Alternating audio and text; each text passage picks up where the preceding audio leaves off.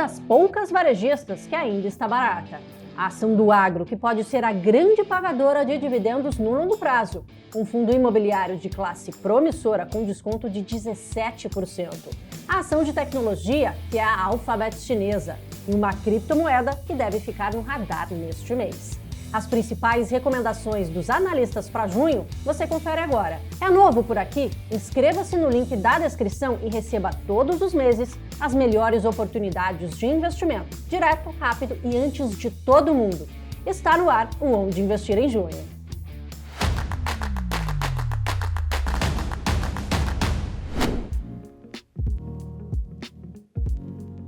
Junho começa com um tema que dominou o noticiário econômico no fim de maio: o aumento do IOF, o Imposto sobre Operações Financeiras. A medida anunciada pelo governo previu uma elevação significativa na alíquota para empresas, previdência privada e câmbio, no intuito de arrecadar 20,5 bilhões a mais neste ano e 41 bilhões de reais em 2026.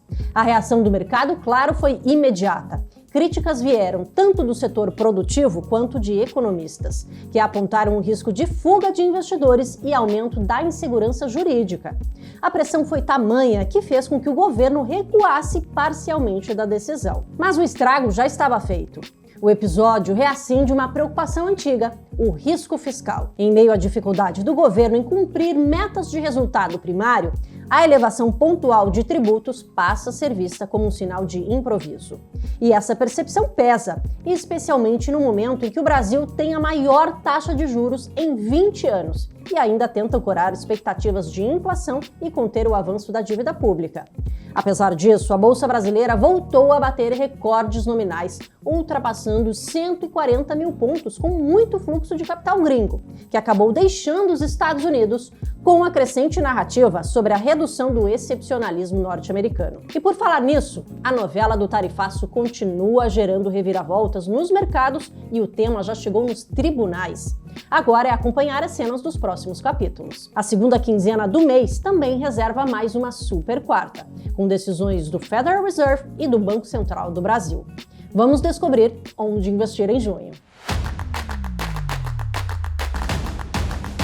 Vamos começar pelas ações brasileiras para investir em junho. Larissa Quaresma já está aqui com a gente e é responsável também pela carteira das 10 ideias. Lari, obrigada mais uma vez pela participação para falar um pouquinho mais das ações brasileiras mais indicadas para junho. Sempre um prazer falar aqui dessa bolsa que está ganhando destaque no mundo, né? A Bolsa Brasileira. É verdade, e já puxando esse gancho aí, a gente conseguiu aqui bater os 140 mil pontos, bater novos recordes nominais da Bolsa Brasileira, fluxo estrangeiro também voltando, no ano mais de 20 bilhões positivos. O que você conta aí pra gente? O que tem animado os investidores, principalmente estrangeiros, com as ações brasileiras? Tem uma combinação muito poderosa de todos aqueles gatilhos que a gente vem falando, tanto globais quanto domésticos, que vem se materializando e se aproximando aí de um desfecho positivo. Então, no cenário global, a gente continua vendo essa rotação de capital saindo dos Estados Unidos e procurando fontes de retorno, principalmente em países emergentes. E nessa história, né, a América Latina ela ganha muito destaque. Até saiu uma matéria aí na Bloomberg recentemente falando que vários bancos de Wall Street declaram como acabado aquele período de estagnação para os mercados emergentes, né? E aí você teve diversas casas globais, né, com uma escala realmente de vários continentes, vários países dando call de América Latina e alguns dando call específico de Brasil. E por quê, né? Esse status de porto seguro que os Estados Unidos tinha como um destino seguro, previsível, né, de investimentos, ele segue perdendo credibilidade e a gente continua vendo o dólar perdendo força, e os investidores buscando outras fontes de retorno, porque a política comercial, econômica americana, ela está cada dia mais incerta, né? Várias indas e vindas, então ficou um pouco mais difícil você prever crescimento, prever inflação como resultado de toda essa história das tarifas, né? Esse é um ponto. Um outro ponto é que no relativo, a América Latina ela acaba saindo um pouco mais, entre aspas, vencedora nessa guerra comercial. Que a gente sabe que teve ali a decisão judicial, né, retirando as tarifas recíprocas do Trump, mas permanecem tarifas sobre aço, alumínio e também tarifas sobre veículos, né? Então, nessa história, especificamente no caso do Brasil, né, a gente é menos afetado no relativo, porque a gente é muito menos dependente de exportações para os Estados Unidos do que outros países, inclusive vizinhos, como é o caso do México, né, que tem boa parte das suas exportações aí destinadas aos Estados Unidos. Outra coisa que chama muita atenção do investidor global, né? Vamos dar uma colher de chá aqui e já colocar na conta tudo que o Ibovespa subiu esse ano, né? Que foi mais ou menos uns 15%, 16% em reais nominalmente. Mesmo deste ponto atual, a gente está 45% abaixo da máxima em dólar, que foi feita lá em 2008, né? Esse é uma forma de olhar. Uma outra forma de você olhar, que a gente parte de um valuation barato, é que a gente, mesmo depois desse mini rally, a gente está com múltiplo preço-lucro estimado para os próximos 12 meses, aqui eu estou pegando Ibovespa sem Petrobras e Vale, né, que distorcem o múltiplo para baixo, de 9 vezes. Né? A gente saiu ali na virada do ano de 7,9 vezes para agora 9 vezes. Então foi uma expansão ali de mais ou menos 13% no múltiplo, mais um pouquinho de revisão para cima de lucro, mais uns 3%. Então você vê assim que não foi uma grande revisão, né? Foi só um múltiplo voltando para um patamar menos barato. Ainda está muito barato e muito abaixo da média histórica, né? Você fala, poxa, o Brasil é um lugar de juro alto, né? Não merece um múltiplo tão atrativo. Vamos voltar lá para 2008, né? Onde o juro não estava tão distante assim do patamar atual. Este múltiplo era de 16,4 vezes. Então, assim, se você colocar na conta, tudo bem, não precisa ir para 16, né? Se você colocar na conta uma expansão, assim, para a média desde 2015, que foi um período difícil, né? Esses últimos 10 anos, para a Bolsa Brasileira e para os países emergentes como um todo, você colocar que vai voltar ali para a média de 11 vezes e meia, né? E colocar uma expansão tímida, assim, quase inflação de lucro, a gente tem uma noção do potencial de valorização que isso pode representar, principalmente aos olhos do investidor estrangeiro, né? E aí você, poxa, só tá barato, né? E só ter rotação global não é suficiente. Então vamos olhar para os nossos gatilhos aqui dentro do Brasil. Número 1.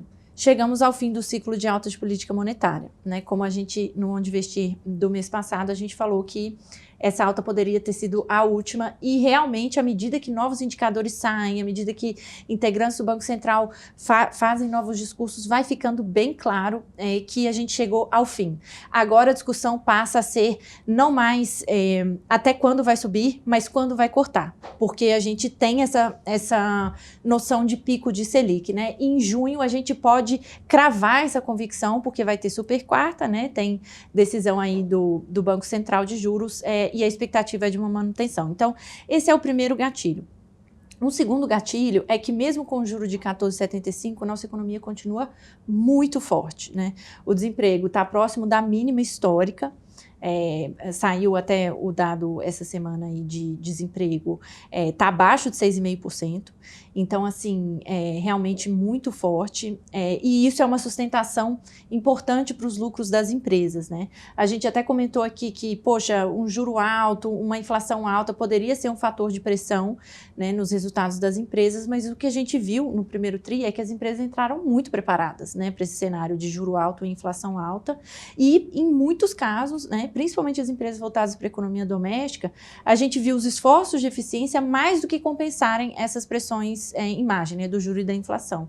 Então, esse é um segundo fator de sustentação. E um terceiro, esse que é um pouco mais binário, né, alguns investidores operam tendo isso em mente, outros preferem não contar com isso, é a aproximação do ciclo eleitoral, que tem ainda essa probabilidade bem elevada da gente migrar para o outro, o pêndulo político migrar para o outro lado, para um lado de um governo mais, né, pró-estado mínimo, pró-corte de gastos, né, o que seria muito bom para a nossa curva de juros futuros.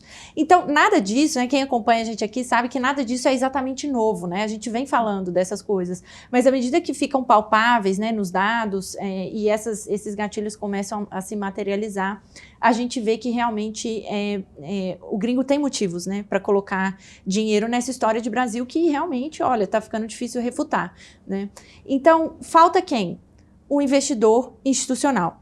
Mas o investidor institucional está faltando não porque ele quer, né? Não porque ele não acha legal investir em bolsa brasileira, mas porque o cotista dele ainda está resgatando para colocar na renda fixa, né? Porque ele olha, poxa, uma Selic de 14,75 eu vou aqui ser remunerado para esperar, né? Mas o ponto é, quando a Selic sair de 14,75 para 12, esse múltiplo de 9 vezes já não se justifica. Aí Ibovespa tem que negociar um múltiplo maior. Então, assim, quem realmente quiser capturar todo o movimento, né, é legal se antecipar, né, e se posicionar antes do aumento de Selic. Então, antes do corte de Selic, desculpa. Então, quando a gente vê essa Selic cair, possivelmente vai ser um momento que a gente vai ver esses fundos de ações, multimercados, voltar a captar, de repente, tudo que os fundos de renda fixa estão captando nos últimos 2 anos, né, e aí, realmente, a gente vai ver um fluxo muito forte para a Bolsa Brasileira. Então, assim, pode ser realmente só o começo de um grande movimento, né, do ponto de vista global, um super ciclo aí de mercados emergentes e uma história de Brasil forte, e do ponto de vista local, poxa, a Selic já começar a cair. E em termos setoriais, quais áreas da Bolsa Brasileira tendem a se beneficiar mais desse cenário?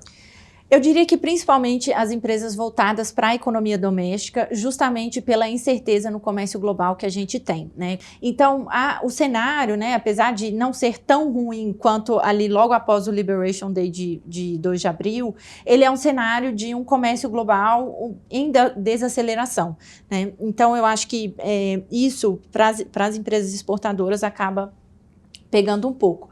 Então, eu tenderia a olhar mais para as empresas voltadas para a economia doméstica, que a gente continua forte, né? Mercado de trabalho forte, renda disponível real da população cresceu 5% em base anual no primeiro trimestre, né? Ou seja, 5% acima da inflação, né? Aqui eu já estou tirando os impostos e estou incluindo tudo que é pago de benefícios sociais. Então, eu diria que a economia doméstica tem uma história mais bacana. Mas, neste primeiro momento, eu acho que aquelas empresas com uma capitalização de mercado maior, né, e uma liquidez maior, elas tendem a comportar melhor esse fluxo gringo.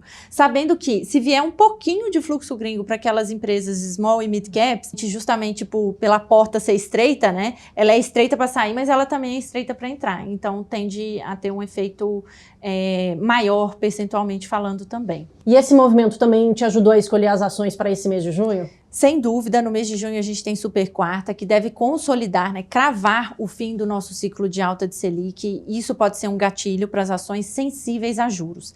Então, a gente decidiu reduzir um pouco a nossa exposição a empresas exportadoras dolarizadas e a empresas em setores defensivos para aumentar o nosso peso da carteira em varejo e empresas um pouquinho mais alavancadas, mas que ainda têm qualidade na execução para capturar essa sensibilidade a juros, né? Então, hoje a gente até vê a curva de juros brasileira precificando o primeiro corte de Selic lá em janeiro de 26. A depender do que vier nesse comunicado, a gente pode ver até uma antecipação dessa estimativa e isso faz preço. Então, a gente está, de novo, pelo 4º mês consecutivo, aumentando um pouco essa sensibilidade a juros da carteira. Os últimos movimentos nesse sentido deram super certo. No ano, 10 ideias sobe cerca de 25%, 26% versus 15,5% do Ibovespa. No mês de maio está subindo cerca de 6%. Então, a gente continua com esse movimento. Esse é o momento de começar a aumentar cautelosamente a exposição a risco. E o que você pode falar dessas principais ações para junho para o investidor? Bom, eu colocaria aqui, em primeiro lugar, Cosan, que é uma companhia que está nesse grupo das um pouco mais alavancadas, mas que tem um portfólio de ativos muito robusto e muito vendáveis para equalizar essa estrutura de capital, né? A gente acredita que tem gatilhos, tanto macro quanto microeconômicos, bem aqui no curto prazo, esperando o Cosan. O gatilho microeconômico é a venda de ativos, né? Eles já falaram isso em várias teleconferências de resultados, tanto no nível da holding quanto das subsidiárias. Então, à medida que passam aí os meses ao longo desse ano, de repente a gente pode ter notícias relevantes nesse sentido. Então, essa é uma boa notícia. E um outro gatilho possível é justamente a consolidação, né, consagração desse pico da Selic, que aí para empresas alavancadas é realmente uma notícia muito boa, né, que aí o mercado começa a projetar os fluxos de caixa do ano que vem, de 2027, já com uma taxa de juro menor para uma empresa que tem um comprometimento do fluxo de caixa muito grande com despesa de juros, como é o caso da Cosan. isso tem uma diferença muito, muito, muito grande no valor justo da ação. Então, a gente busca capturar isso aí, vou colocar a Cosan como a nossa ação de ataque aí para o mês. Ação de ataque, Cosan. E o que você está retirando, diminuindo da carteira? A gente está diminuindo Suzano e diminuindo Equatorial, não por não gostar das duas empresas, né? Muito antes, pelo contrário, assim, talvez sejam de longe as melhores operadoras, né, nos seus respectivos setores. No caso de Equatorial, tem o fator de realização de lucros, a ação sobe cerca de 40% nesse ano de 2025, a gente capturou todo esse movimento de alta, enquanto a Equatorial era a maior posição das ideias, então a gente resolve, né, diminuir um pouco essa exposição, o múltiplo se expandiu bastante, né, então adequar um pouco esse risco. Além disso, tem um desafio de execução, porque a companhia ganhou muita complexidade, antes era só distribuidora de energia, agora também está na geração e está em saneamento, fazendo vários turnarounds simultâneos, então tem essa adequação de risco e também considerando que a gente vai aumentar a Cosan, que é outra que tem um risco de execução ali considerável, né? Então, eu acho que casou bem aí esses dois movimentos.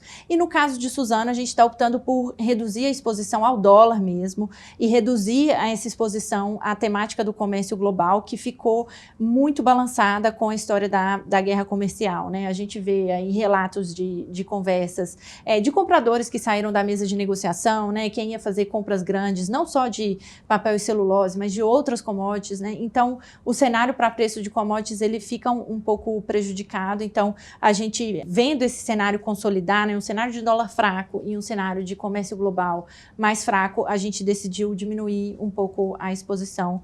E aí, colocamos o Grupo SBF, que é uma das poucas varejistas que ficou para trás nesse rally do mês de maio, né? Foi um mês excepcional para o varejo. A gente já capturou isso em algumas outras posições sensíveis a juros, mas é uma das poucas varejistas que ainda está com múltiplo muito depreciado, né? A gente enxerga a companhia negociando aí a 7 vezes o lucro projetado para os próximos 12 meses. Para uma empresa que gera caixa, é rentável, né? Hoje em dia no varejo está difícil pescar. Então, acho que é uma das poucas oportunidades que ainda restam no setor. Então, aumentamos a exposição. Teve um primeiro trimestre que desagradou por fatores que a gente acha que já começam a se reverter no segundo tri, que o resultado sai só lá em agosto, né? Então, mas a gente sabe que o mercado já precifica antes, então optamos já por ter essa exposição maior desde então. E você conferiu as principais mudanças da carteira das 10 ideias para junho. Para conferir o relatório completo, só clicar no link da descrição, totalmente gratuito para você. Segundo bloco, chegou a hora de falarmos sobre as ações recomendadas para dividendos para o mês de junho. Rui Hungria já está aqui com a gente. Obrigada pela participação, Rui. Eu que agradeço, Paula. Terminada a temporada do primeiro trimestre de 2025, qual foi o tom geral desses números? A gente viu resultados, na média, melhores do que o mercado estava esperando, né? O que é boa notícia, até dado que o quarto trimestre tinha sido um trimestre ruim, com sinalizações ruins, e num momento de mercado que também não era muito bom, ali muitas preocupações fiscais, né? Então o mercado baixou bem as expectativas para o primeiro trimestre, mas acabou que os números vieram um pouco melhores do que o esperado, né? Os grandes destaques até vieram ali em companhias do varejo, mas a gente viu alguns outros setores também apresentando resultados positivos, né? Um deles, por exemplo, foi o setor agro, né? A gente teve um ano de 2024, que era a safra, né? 24-25, que foi muito ruim, afetado pelo El Niño, pelas ondas de calor que acabaram atrapalhando produtividade, quebras de safra e assim por diante, né? Então foi um ano muito ruim em termos de volumes e também em termos de preços, né? E nesse primeiro trimestre, por exemplo, a SLC, que é uma empresa que a gente gosta bastante, conseguiu apresentar aí uma melhora relevante de volume, de produtividade, né? Produtividade de soja aumentando mais de 20%, EBITDA crescendo mais de 30%, então mostrando que o ano de 2024 foi um ano ruim, mas que esse ano de 2025, já no primeiro trimestre, aponta para um ano muito melhor em termos de resultados, né? Então, esses resultados também melhoram a perspectiva para a distribuição de dividendos esse ano? Um pouco, porque, claro, resultados melhores ajudam o lucro e assim por diante, mas a gente tem que lembrar que a SLC ela vive um momento peculiar, né? Ela tem aproveitado esse momento difícil do setor, em que muitas companhias aí do setor têm passado por dificuldades, especialmente depois do ano de 2024, que eu disse, né, foi um ano difícil para o setor, e a SLC tem aproveitado para ir às compras, né? Ela tem conseguido fazer aí algumas compras interessantes, aumentando o seu portfólio, aumentou a área de produção em mais de 10%, né? Só que isso acaba tendo uma pressão de fluxo de caixa aqui no curto prazo. Então a companhia ela acaba precisando investir mais dinheiro nessas aquisições, né, e, consequentemente, sobra um pouco menos para dividendos. A gente ainda espera um yield ali na casa de 5%, 6%, que é um yield interessante, especialmente se tratando que os resultados ainda não estão fantásticos, né, o preço dos grãos ainda não está em nível elevado. Mas a gente tem que lembrar que aqui, olhando para o longo prazo, né, esse parece ser um momento bastante oportuno, né, porque numa virada de ciclo, melhora de preço de grãos, né, e com esse aumento de área, ela vai conseguir pegar na veia o aumento de área e produtividade com o aumento de preços, e isso resulta num crescimento de resultados e de geração muito grande ali no futuro, né? Então, esse case da SLC, a gente olha aqui mais com uma visão de longo prazo, para bons dividendos, mas não que ela não pague dividendos no curto prazo, ainda é um nome interessante. SLC, então, entra para a carteira de dividendos em junho, mas não com essa visão, de repente, tão tática para o mês, mas levando em consideração o longo prazo, então, da companhia? Então, Paula, se a gente olhar para dividendos especificamente, né, o case de SLC não é um case com um potencial gigante de dividendos no curto prazo, por conta dessas aquisições, né? É normal, a gente já sabe disso. Então, assim, o investidor que quer investir em SLC olhando apenas para dividendos, né, o potencial de dividendos maior tende a vir no longo prazo, né? Depois que ela conseguir plantar nessas áreas que ela comprou, quando a gente tiver uma melhora no preço de grãos, aí a perspectiva é que ela comece a gerar muito caixa. A grande questão é que a SLC ficou para trás no mês de maio, né? Então, enquanto vários outros setores subiram bem no mês, as ações acabaram ficando para trás, né? E tem aqui uma questão de valuation, ela acabou ficando um pouco mais barata relativamente a outros players. E tem uma outra questão que é a gente sempre fica dependendo do movimento do preço da ação. Pode ser que a ação suba bastante no mês de junho, por exemplo, e a gente entenda que seja interessante vender, mesmo ela ainda não tendo pagado grandes dividendos, mas isso foi compensado por uma valorização muito boa dos papéis, né? Então, a gente sempre tem que olhar mês a mês, não dá para a gente saber a priori quantos meses uma ação vai ficar na carteira, mas a gente, de qualquer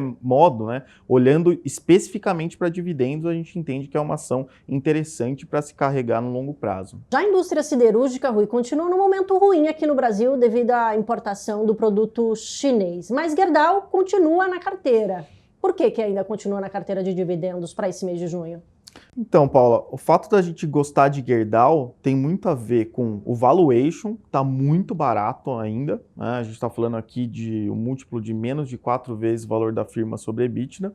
E o segundo ponto importante é o fato de ela ter plantas nos Estados Unidos, né? Então, mais da metade do EBITDA da Gerdau vem dos Estados Unidos, e lá a gente, ao contrário do Brasil, tem visto um maior protecionismo ali contra importações de aços de outros países, né? Inclusive, a companhia mencionou que está com uma carteira de pedidos interessante, isso pode contribuir para a melhora de margem no segundo trimestre, né?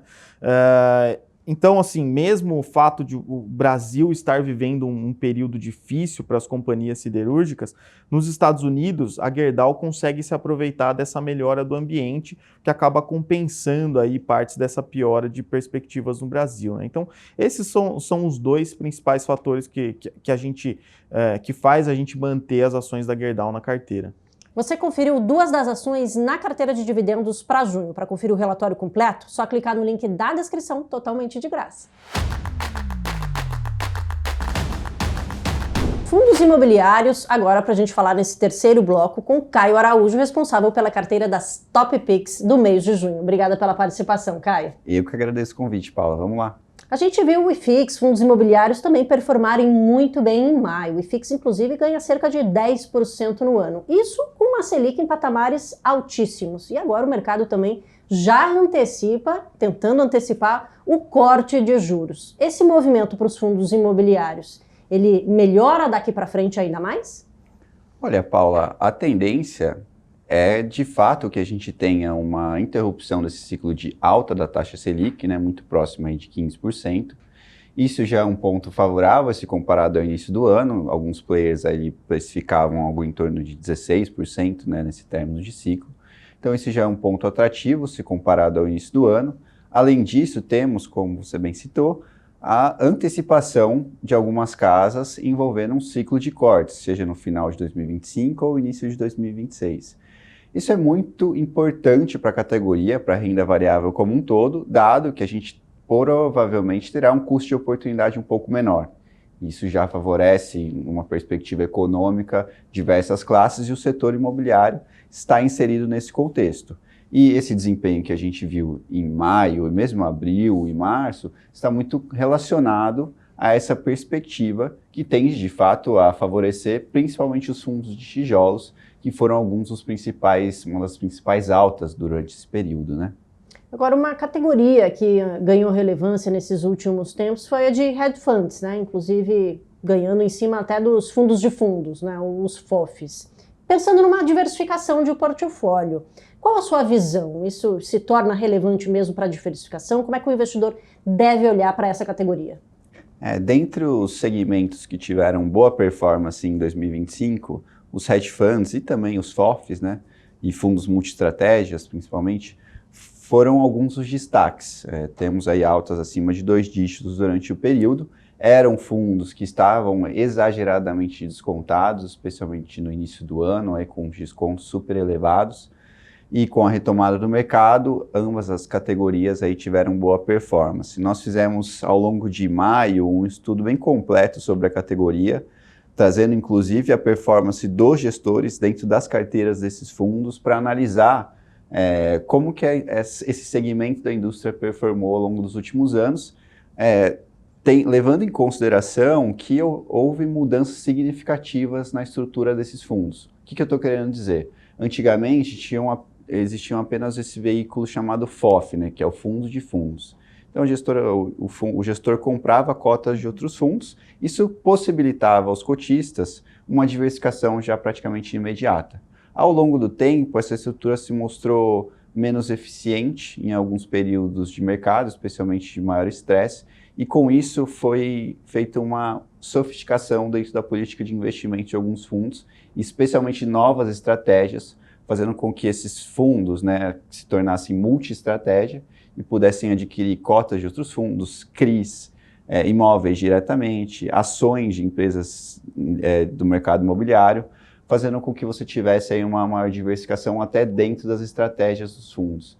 E na nossa visão, isso tende a caminhar nesse sentido. Esses fundos mais novos já aparentam trazer retornos mais eficientes, retornos maiores para os cotistas, se comparado aos fundos de fundos, e ainda apresentam descontos interessantes em suas cotas. Então, esses fundos aí que a gente categoriza como multi-estratégia ou hedge funds, né, como ficou conhecido dentro do mercado, me parecem alternativas interessantes, especialmente para aqueles investidores buscando longo prazo. Em maio, a CVM também aprovou a recompra das cotas, né, de FIIs e FIAGROS. Caio, você pode explicar um pouquinho mais como é que isso funciona e como impacta na vida do investidor? Legal, Paula. Então, a recompra já é um mecanismo bem tradicional no mercado de ações, né? Temos visto isso, inclusive, no mercado brasileiro nos últimos meses, dado o elevado aí desconto também nas ações das companhias listadas. E agora isso será traduzido para o ambiente de fundos imobiliários. A CVM autorizou esse procedimento, que ainda carece de uma regulamentação. Então, partimos desse ponto. Como funciona em síntese, né? Basicamente, o fundo, com o seu caixa, poderá adquirir suas próprias cotas a mercado e, posteriormente, cancelá-las. Com isso, você, mantendo uma remuneração recorrente do fundo no mesmo patamar, você poderá promover uma geração de valor para o cotista. O seu rendimento por cota poderá aumentar a depender do preço de mercado que será adquirido. Existem várias condições para você analisar uma recompra, mas ela geralmente é favorável em momentos de estresse de mercado, nos quais as cotas estão mais de fato descontadas e você vê uma alta remuneração dos fundos perante os pares ou o custo de oportunidade. Enfim, cada caso é um caso, como eu citei anteriormente, e também a necessidade de verificar o procedimento, né? O procedimento a fim de evitar potenciais conflitos de interesse. No caso das ações, as recompras são aprovadas pelo Conselho de Administração. Nos fundos imobiliários, ainda não me parece ter uma definição clara sobre isso, mas, por exemplo, uma aprovação em assembleia, mesmo que seja via quórum simples, me parece uma alternativa interessante a fim de evitar qualquer desalinhamento de interesse nesse sentido. Mas, no geral, entendo que seja um avanço para a indústria de fundos imobiliários. E pensando em toda essa movimentação que a gente teve em maio, como é que você adaptou a carteira para junho? Então, Paula, a nossa carteira de fundos imobiliários, a Empiricus Top 5 FI, tem tido um ano de destaque, acima do IFIX no acumulado do período. Alguns fundos, inclusive nos últimos meses, tiveram aí um retorno extraordinário. O HGBS 11, que é um fundo de shoppings que está entre as nossas preferências, teve um retorno de 15% aproximadamente nos últimos 3 meses e chegou a hora de a gente realizar essa posição. E aproveitando que nós vemos ainda descontos interessantes na categoria multiestratégia / hedge funds, estamos incluindo aí um fundo multiestratégia que é o RBRF11, RBR Alpha. Ele é um fundo multiestratégia, investe em cotas de fundos imobiliários, títulos de renda fixa atrelados ao mercado imobiliário, os CRIs, ativos diretos via veículos de FI e pode também surfar essa recuperação do mercado, especialmente se tivermos aí uma queda da Selic aí ao final do ano ou no início do ano que vem. Então, o RBR Alpha hoje está com desconto sobre a patrimonial próximo de 17%. Isso é acima da média histórica. Entendemos que há espaço aí para, ao menos, minimizar esse percentual ao longo do tempo. Você conferiu a principal mudança na carteira das Top Picks de fundos imobiliários para junho. Para acessar o relatório completo, só clicar no link da descrição. Quarto bloco e é hora de falarmos sobre as ações internacionais recomendadas para junho. Já estou aqui com o Enzo Pacheco, responsável pela carteira da Empiricus Research. Enzo, mais uma vez, obrigada pela participação e nessa movimentação bastante forte desses últimos dias, hein? Fala, Paulo, um prazer estar no seu programa. De fato, né, a gente tem tido diversas notícias em relação às tarifas. Enquanto a gente conversa aqui, pode sair alguma notícia nova. Antes da gente começar a gravação, tinha uma suspensão de tarifas, veio uma nova decisão que agora manteve as tarifas que estavam sendo, né, impostas anteriormente. Então a gente não sabe o que vai sair de fato desse campo. O fato é que isso ainda gera mais incerteza para o mercado. Então eu acho que a gente pode ter um pouco de cautela ainda para o próximo mês. Você acabou de comentar sobre mais cautela agora para junho, mas como fica a vida do investidor para tentar investir em ações internacionais? Paula, assim, o investimento em ações sempre vai ter risco, isso é fato, né? Então eu acho que nesse momento você tem que ter uma carteira com empresas talvez um pouco mais tradicionais. Né, quando você tem esse momento de incerteza, obviamente uma empresa mais arriscada, você tem um potencial de valorização maior, mas deixando claro, né, mesmo maior potencial de retorno, você tem também um maior risco. Então, como a gente não sabe qual vai ser o dia de amanhã, vão ter as tarifas, não vão ter as tarifas, isso vai impactar o preço das empresas, esses preços serão repassados para o consumidor final, as pessoas vão consumir menos, o lucro das empresas vão ser menor. Então, por causa dessa incerteza, eu prefiro ter empresas que você vai ter uma demanda menos impactada. Então, a gente fala de empresas de saúde, empresas de telecomunicação, que independente do cenário econômico, as pessoas vão continuar utilizando esses produtos e serviços. Então, assim, mercado tem todo dia. Pode ser que daqui 1 semana, 2 semanas, 1 mês, a gente acabe com essa incerteza e volte a ter mais papéis de tecnologia na carteira, né? Mas acho que agora, nesse momento, a cautela enseja essas empresas mais tranquilas, mais tradicionais, por assim dizer. Outro fator que surgiu e também está impactando nos mercados é a maior preocupação com o orçamento também, o déficit lá dos Estados Unidos. Como é que fica essa situação do investidor, balizando tarifaço de Donald Trump, orçamento nos Estados Unidos, tirando aí também outros fatores que a todo momento impactam a vida do investidor? Deixar claro que a questão fiscal americana não é uma questão nova, né? Isso já vem de muito tempo. Depois da pandemia ali, o déficit fiscal americano começou a rodar na casa dos 6% a 7%. É um patamar que normalmente ele é um patamar em período de guerra, em período de grandes crises. Então, de fato, é uma situação perigosa. O governo Trump ele foi eleito muito na esteira de uma campanha que falou que ia reduzir os gastos públicos. Né? Você tinha aquele plano lá, o 333, que um desses três era reduzir o déficit desse patamar de 6%, 7% para 3%. O patamar de 3%, só para o pessoal ficar na cabeça, foi o mesmo patamar do primeiro mandato Trump. Então, assim, o mercado aceitava esse déficit nos 3%. Só que o orçamento que foi enviado para a Câmara e foi aprovado aumenta o déficit para os próximos anos. Então, a gente viu um aumento da ponta longa da curva de juros. Então, os juros de 10 anos voltaram acima dos 4,5%, os juros de 30 anos, que às vezes está muito ligado ali com as hipotecas, né, as pessoas querendo comprar casas, veio acima dos 5%, e o receio do mercado é que você tenha uma continuidade desse movimento de alta. Aí sim, eu acho que a gente pode ter um problema para os ativos de risco, né? Porque você vai aumentar a concorrência. Em vez de você comprar um ativo de risco, uma ação que tem um potencial de retorno, pode ter de 10%, 20%, 30%, você pode comprar um título do Tesouro Americano que já paga 5%, 6%. Então, isso de fato tende a impactar os ativos de risco. Eu não acho que é nesse nível exatamente agora, mas se a gente continuar vendo esse aumento nos juros, acho que isso pode sim gerar um problema para as ações daqui para frente. E existe essa preocupação do Federal Reserve aumentar os juros com todo esse tarifaço? Porque Donald Trump cobra a todo momento um corte dos juros. Mas o Fed já sinalizou que está esperando esses dados. Existe essa possibilidade de ainda aumento dos juros por lá? Hoje eu acho que não. Eu não enxergo um aumento de juros por parte do Fed. O que eu acho que eles podem manter os juros mais altos por mais tempo. Se a gente for lembrar, no começo do ano, o Fed tinha uma estimativa de 2 cortes para 2025, o mercado tinha 3, 4. Nos últimos dias, o mercado vem migrando para esse número de cortes do Fed.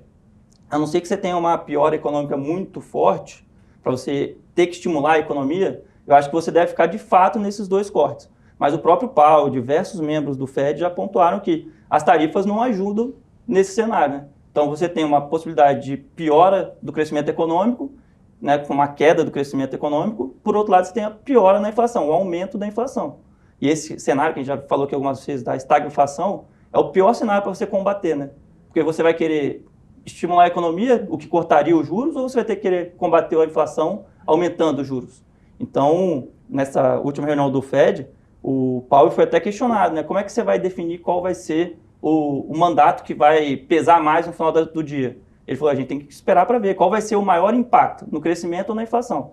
E a gente teve até recentemente uma conversa, né, do Trump com o Powell na Casa Branca. O Trump reforçou a vontade dele, do Powell, cortar os juros, mas o Fed tem se mantido firme, falando que vai esperar os dados econômicos para tomar suas decisões. Então, assim, por hora, eu acho que ainda teremos 2 cortes de juros. É isso para menos, ou seja, é até 2 cortes. Eu não vejo mais do que 2 cortes, a não ser com uma piora muito ruim da economia daqui para frente. E como ficou a sua decisão para a carteira de ações internacionais frente a esses desafios tão incertos da economia dos Estados Unidos, principalmente, mas para a economia global mesmo? Nesse último mês a gente teve uma performance muito boa dos ativos de tecnologia, né? E a gente tinha um papel na carteira, né, as ações da Coinbase, que foram muito bem. Então, acho que eu preferi tirar nesse momento, né? A gente sempre tem essa questão, né? Quando um ativo sobe muito rápido, em um curto espaço de tempo, acho que é melhor você tirar o papel para se proteger de uma eventual realização no curto prazo. Então, eu tirei Coinbase, continuo gostando da tese de cripto, acho que é importante os investidores terem alguma coisa ligada a cripto na carteira. E aí, por outro lado, eu coloquei as ações da Baidu, que é uma empresa chinesa de tecnologia, é tido como a Alphabet, a Google da China, mas com uma pegada um pouco de inteligência artificial, que ela vem melhorando as suas operações nesse sentido. Eu sei que aqui no começo do programa eu falei que preferi empresas tradicionais, mas os maiores pesos da minha carteira ainda são empresas tradicionais. Então você tem Berkshire, você tem United Health, que é uma das maiores seguradoras de saúde dos Estados Unidos. Mas aí esse movimento tático, né, dado a forte alta de Coinbase e as ações da Baidu que ficaram paradas já tem um tempo, e os investidores estão migrando para outras regiões, acho que valeu a pena a gente fazer essa troca e vamos ver o que vai ser, né, agora para o mês de junho. Baidu é a novidade da carteira de ações internacionais para junho. Para conferir o relatório completo, é só clicar no link da descrição do nosso vídeo. Chegamos ao último bloco do Onde Investir em junho e agora para falar sobre criptomoedas com Marcelo Sestari, especialista da Empiricus Asset. Sestari, obrigada pela participação nesse mês de junho aqui. Pô, obrigado pelo convite, Paula. É sempre um prazer conversar com vocês aqui e vambora. Pois é, mais uma vez o Bitcoin batendo máximas históricas, sendo o destaque do mês de maio, ali alcançando quase 112 mil dólares. O que impulsionou essa alta da maior criptomoeda do mundo? Legal. Basicamente, o principal fator foi uma trégua na guerra comercial, né, principalmente envolvendo os Estados Unidos e a China, mas também os Estados Unidos e o Reino Unido. Né? A gente teve condições econômicas mais favoráveis e o mercado se animou muito em relação a isso, né? Porque a gente sabe que esse é o principal fator que tem impactado os mercados e principalmente os ativos de risco. Outros fatores importantes que impactaram a rentabilidade positiva para o Bitcoin no mês de maio foram os dados macroeconômicos dos Estados Unidos, que vieram muito positivos e, enfim, essas notícias deixaram os investidores mais confiantes para investir nesse mercado. A gente também teve a aprovação de reservas estratégicas de Bitcoin em alguns estados dos Estados Unidos e a gente sabe que esse tipo de medida, né, esse tipo de aprovação, além de ser muito positivo para o Bitcoin, isso também influencia outros estados a começarem a adotar esse tipo de estratégia dentro de suas tesourarias. E por fim, né, e não menos importante, foi uma questão também da captação líquida dos ETFs de Bitcoin. A gente teve um registro muito positivo para os ETFs no mês de maio e a gente sabe que quando isso acontece a gente tem mais demanda pelo Bitcoin e, consequentemente, isso aumenta o preço do ativo. Em maio também teve o avanço da Genius Act, né, a Lei Genius, que tenta regulamentar as stablecoins lá nos Estados Unidos. Como é que isso mexeu com o mercado também? É um grande avanço para o mercado cripto? Perfeito. O Genius Act, ele realmente visa regulamentar o mercado de stablecoins dos Estados Unidos, né? Então esse ato, né, essa lei, basicamente criou algumas regras para esse mercado. Por exemplo, o emissor precisa ter paridade de 1 para 1, né? As empresas, elas precisam, os consumidores, eles têm a proteção em caso de falência dessas empresas que emitem stablecoins. Criaram também regras de QIC e de proteção para o consumidor. Também tem uma regra de que as empresas, né, as emissoras com mais de 10 bilhões de dólares, elas vão ser supervisionadas pelo Fed. E, enfim, isso além de ser muito positivo para esse mercado ser desenvolvido, é positivo também para outras jurisdições que não têm esse tipo de regra e podem começar a olhar para os Estados Unidos, né, como um país para ser seguido, porque ele já tem uma regra de stablecoins. É óbvio, esse projeto de lei, ele foi aprovado pelo Senado, mas ainda falta aprovação da Câmara dos Deputados e do presidente. Mas assim, se isso rolar mesmo, né, o que a gente acha que vai acontecer, vai ser muito positivo para esse setor e principalmente, né, para outras jurisdições também começarem a adotar. E depois de toda essa movimentação em maio, muito positivo para as criptomoedas, o que junho reserva? Legal. Em junho eu ficaria de olho principalmente nos dados macroeconômicos dos Estados Unidos mesmo, para a gente entender como que a economia americana está se comportando, se isso vai trazer mais confiança para os investidores ou não, né? Ficaria de olho também em projetos que estão ligados a stablecoins, porque como nós comentamos, né, o Genius Act ele provavelmente tende a regulamentar esse mercado mesmo, e projetos de cripto que estão ligados, né, à infraestrutura, à tokenização, né, e principalmente nessa parte de infraestrutura mesmo, de stablecoins, são projetos que tendem a se beneficiar, né, então acho que são projetos que vale a pena a gente ficar de olho. E por fim eu também ficaria de olho na Ethereum, porque aconteceu recentemente um movimento bem importante que eu acho que pode dar uma narrativa diferente para a Ethereum. Uma empresa de capital aberta dos Estados Unidos, chamada Sharp Link Game, ela foi comprada pela Consensus, que basicamente é uma das empresas principais sobre a Ethereum Foundation.